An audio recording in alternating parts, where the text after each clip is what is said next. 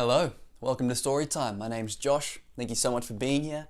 I'm excited as always because I love stories. I love telling stories, reading books. Do you? Yeah, we love it. Alright, today we're going to be reading Margaret Wise Brown's The Whispering Rabbit. Look at this little rabbit here. Wonder what this story's going to be about. Let's jump in and find out. Get comfortable wherever you are, because you know what we're about to go into? Story time. That's right. Okay. The Whispering Rabbit, illustrated by anyone.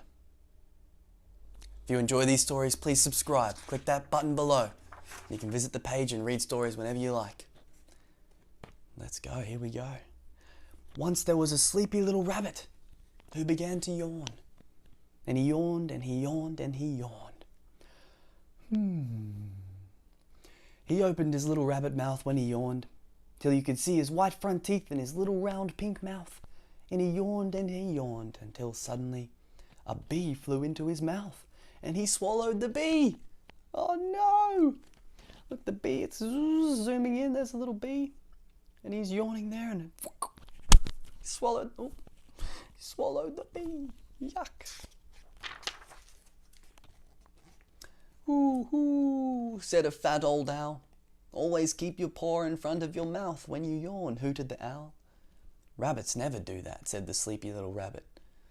Silly rabbits, said the owl, and he flew away. And when you yawn, you gotta cover your mouth. The little rabbit was just calling after him.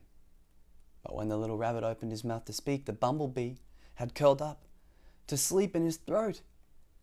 And all he could do was whisper.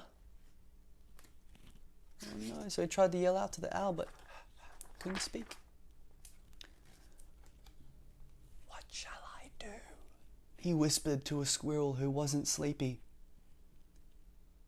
Wake him up, said the squirrel. Wake up the bumblebee. How? Whispered the rabbit. All I can do is whisper, and I'm sleepy, and I want to go to sleep. Sleep with a bumblebee. Suddenly a wise old groundhog popped up out of the ground. All I can do is whisper, said the little rabbit.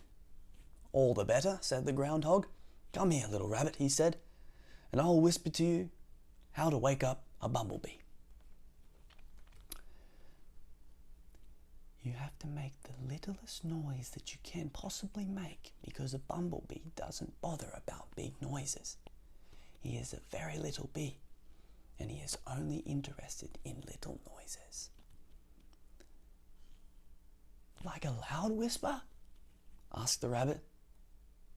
Too loud, said the groundhog, and he popped back into his hole. Is the groundhog there? Can you whisper? Speak really softly, like this. Yeah. Good whispering. Nice. A little noise, whispered the rabbit, and he started making little rabbit noises. He made a noise as quiet as the sound of a bird's wing cutting the air. But the bee didn't wake up. So the little rabbit made the sound of snow falling, but the bee didn't wake up. The bee's still asleep in his throat. He's got to wake him up. So the little rabbit made the sound of a bug breathing. Oh, can you imagine how quiet that is? That's got to be so... A bug breathing? Whew. And a fly sneezing. Have you ever heard a fly sneeze? I haven't. That's got to be so quiet, hey? And grass rustling. And a firefighter thinking. Still the bee didn't wake up. A firefighter thinking. Can't hear thoughts, can we? So the rabbit sat and thought of all the little sounds he could think of. What could they be? A sound quiet as snow melting, quiet as a flower growing, quiet as an egg, quiet as... And suddenly he knew the little noise that he would make. And he made it. It was a little click made hundreds of miles away by a bumblebee in an apple tree in full bloom on a mountain top. It was the very small click of a bee swallowing some honey from an apple blossom. Oh.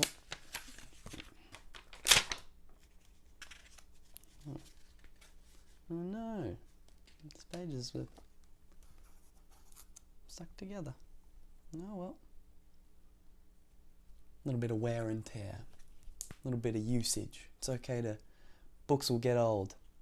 Well, there you go. And at that, the bee woke up. He thought he was missing something and away he flew. So the bee woke up, flew away. There you go. That'd be interesting, wouldn't it? Having a bee go to sleep in your throat. Oof.